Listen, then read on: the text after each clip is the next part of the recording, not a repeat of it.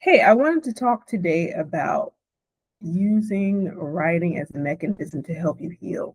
And this comes from a note that I wrote recently on Substack. If you're not familiar with Substack, Substack is a place where I house my online newsletter called Wealthy, Wise, and Whole. And Substack in particular, it has a sort of social media to that belongs to itself. So all the people who have Substack writers, all the people who have Substack newsletters within this system are able to speak to each other. And it's in a system called Notes. And in Notes, you're able to leave messages. And I was reading something that inspired my thoughts about how I've used writing as a way to be able to heal. Let me see if I can pull it up. Pull it up.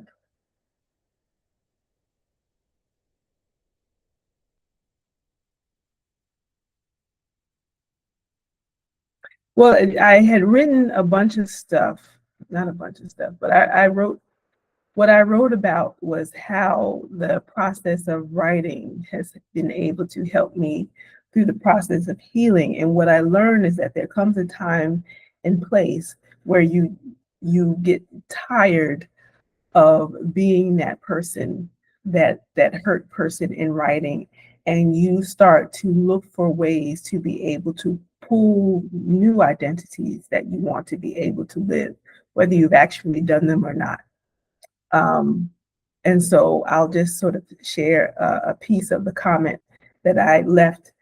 I wrote the note, and then someone left a comment saying that they are actually writing a book that is based on their childhood trauma, but the childhood trauma is sort of like its background information.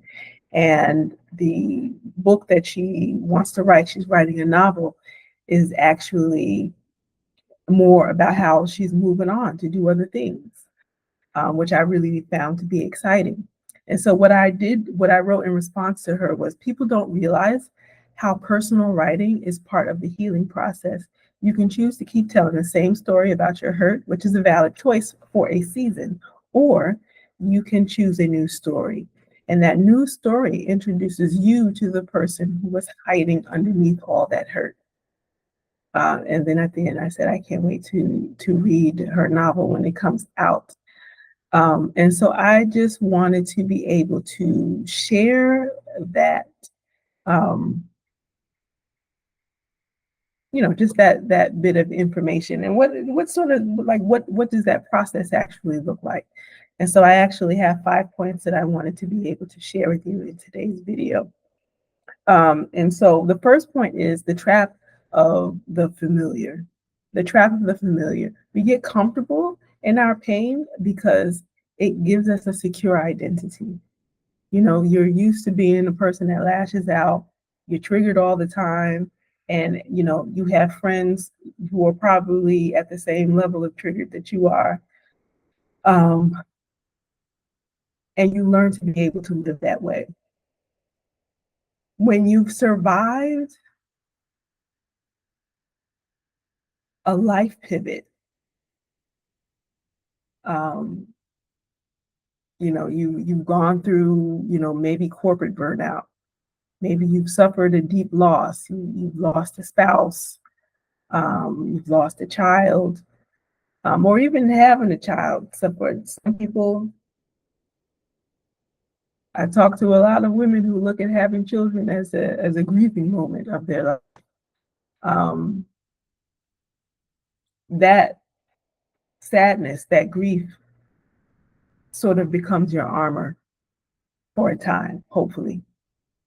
And holding on to that hurt story on repeat is easy because you know exactly who you are inside of it. You don't really have any people outside of you who can challenge you to become more or to do anything beyond what you are. And so you sort of have a circle of people around you who are similar to that. And I bring that up because the reason why I have been able to change so much is because I have changed my surroundings. In 2018, if you're not familiar with my story, I left the United States. I'm an American who left the United States in 2018, and I've lived in 10 countries since then. I currently live in the country of Mexico in the Yucatan area in Playa del Carmen. Um, and what I learned was that I went to the United Arab Emirates for a while, and then I went to Thailand, and I stayed in Thailand for about a year. And what I learned during that initial process was having this, being in a new place, being away from people who were familiar to me. That's friends, that's family, that's people that I was dating, certainly my ex-husband, um, everybody. Being in a new place actually allowed me to sit down and write, and of course learn how to be able to grieve the things that I had gone through, and even the things that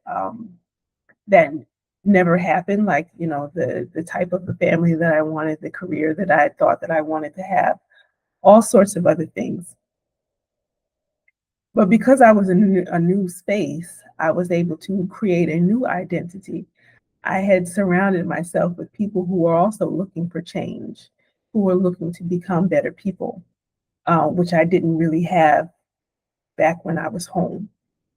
So, part one is the trap of what is familiar. If you stay in the same place, um, you never grow to be anything more or anything different than the hurt that you experienced throughout your life. Um, Next, we talk about your journal, using the page as a mirror and not necessarily a loop. When your thoughts sort of stay trapped in your head, they feel huge and overwhelming. And the second you put a pen to a physical piece of paper, you start to, it's like picking and choosing the stories that you want out of your brain and onto paper. Um, and you place it in front of you. It's a physical act of naming a hurt, because naming is important. You name the hurt, you say the thing that's constantly looping inside of your head, where it's just given, you know, as we say, free space. It's not paying any rent. It stays rent free in your head. That's what the saying is. It's saying that hurtful thought of whatever trauma it is that you experienced, um, loops in your head, and you put it down onto paper. And what happens is that over time, that loop will start to get smaller and smaller, and you start to instantly create a space between who you are now and what happened to you way back then.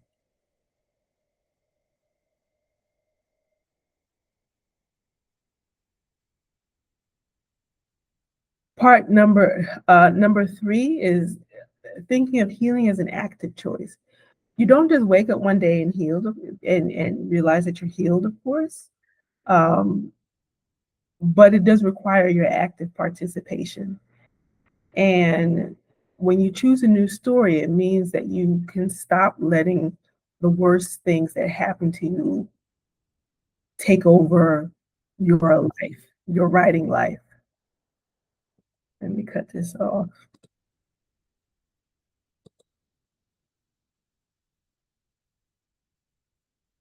When you choose a new story, it means that you stop letting the worst of what happened to you take over what take over your writing, to take over your thoughts. You learn how to be able to step back into the role of the author, and you get to decide exactly what your next chapter is going to get to mean to you. I always say that writing your story is about choosing the story that you want to tell, and then um, deciding what it means to you. You get to decide what it means to you, not anybody else, which is such an empowering thing to be able to do. Um, as, especially now, a lot of people want to be able to write. If you're writing online, they want to be able to write to be able to build um, a personal brand, which is cool if that's what you're doing. But if you pay attention to my page, you're more so writing to be able to share your story, to be able to write from a place of healing. And it's not just telling the story about what happened to you, is what it's also what does this event mean now that I'm moving on to this new chapter in my life. People need to be able to know that you move past, that you move beyond the hurt. It's not just a matter of sitting down and writing about how your husband abused you and you never celebrated a nice birthday, or the abuse that your parents gave to you. Sure, you can give us the details of those things if you choose to, um, but there's more to you than that. What does that mean to you now that you want to be able to move on? And that can take some time to be able to move on to. I think I explained in the beginning of the video that I used a number of tools to be able to share, to be able to take advantage of, in order to get to a space where I can write in this way. So I took advantage of therapy. I took advantage of the, other healing modalities. Um, I did a number of things. All of those things have been important. I used, spiritual means. If anybody knows me, I'm a lay Buddhist. I'm not a Christian. We love Christians and other, other people of faith, but I'm a lay Buddhist. Um, and so there's things within the Buddhist philosophy that sort of um, lends itself to be able to help you to make meaning of what it is that you've experienced and to be able to move on with your life. So who's the person? Who is the woman that is hiding underneath all of what it is that you've experienced?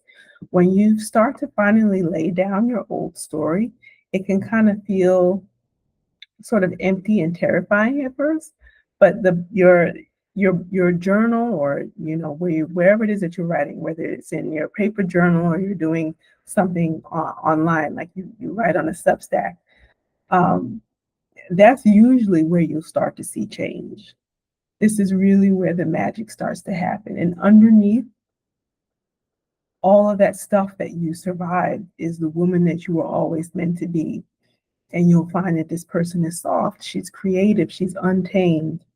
Um, you get to mold her into the person that you want to be.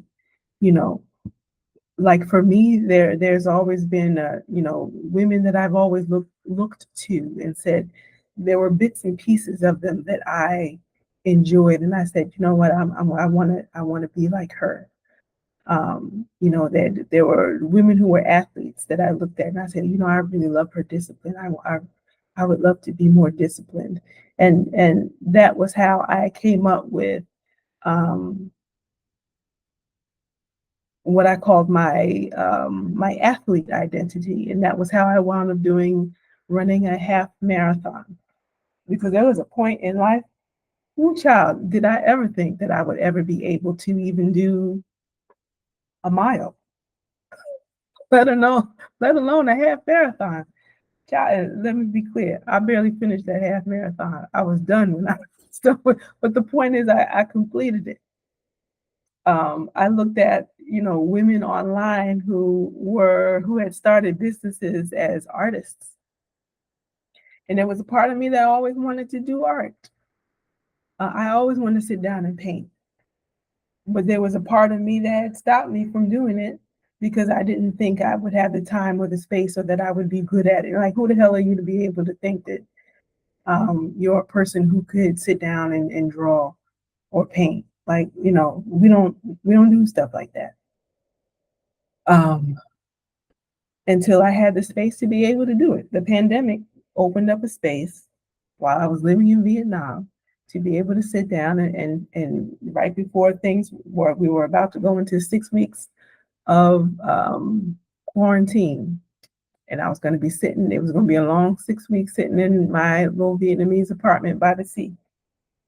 And literally everything was about to shut down. I knew I had to go to the mall. I was like, I need something else to do besides, you know.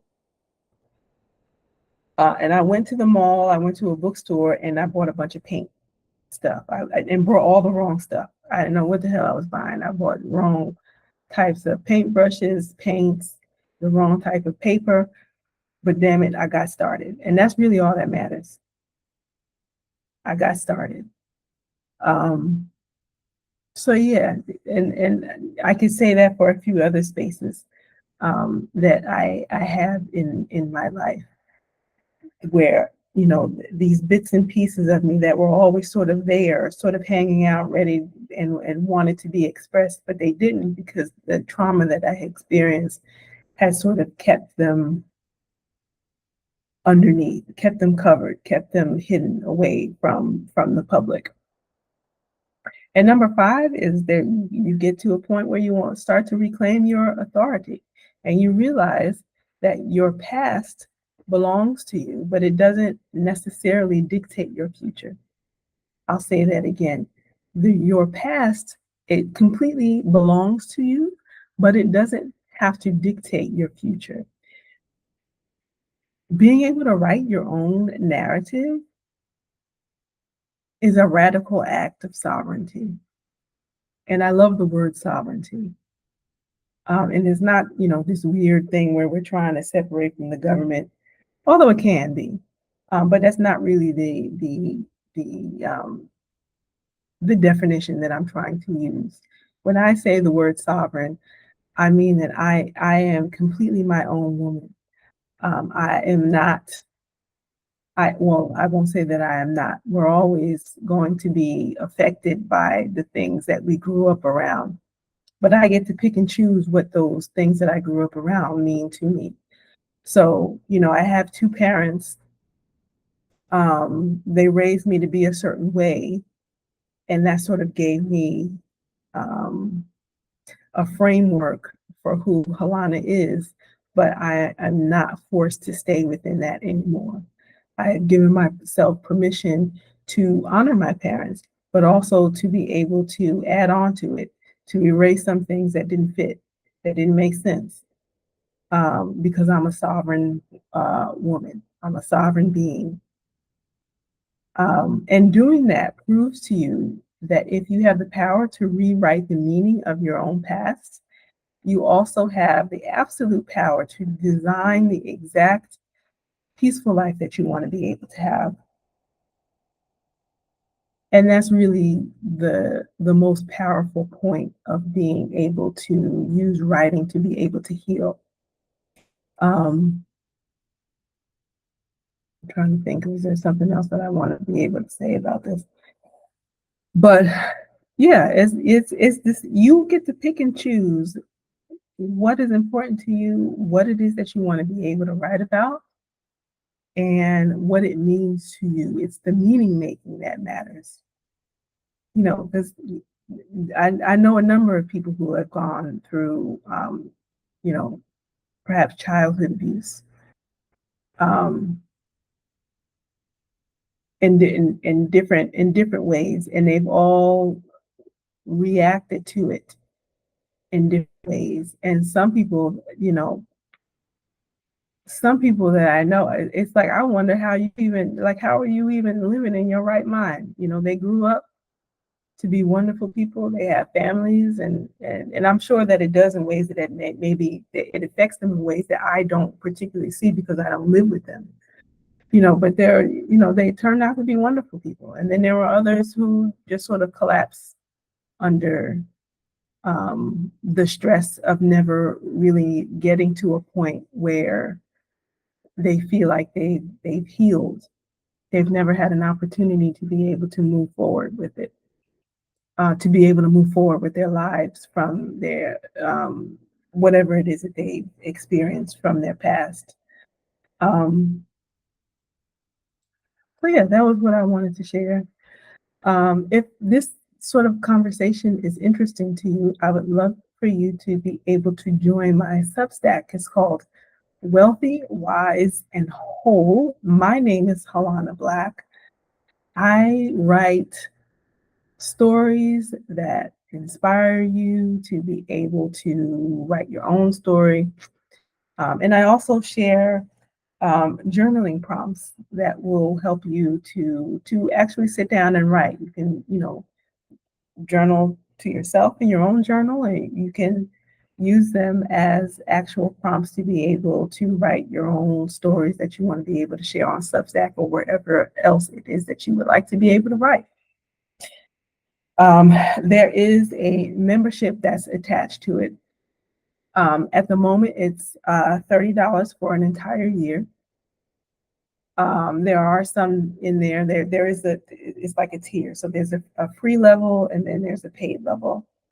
And so you are free to join at whatever membership level makes the most sense to you. But I would encourage you to join the paid membership um, if you do enjoy reading what you read in the pages of Wealthy, Wise, and Whole.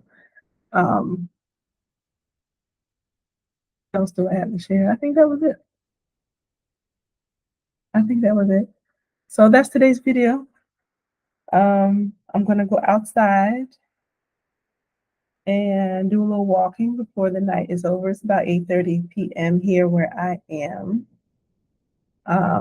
So I appreciate your being here.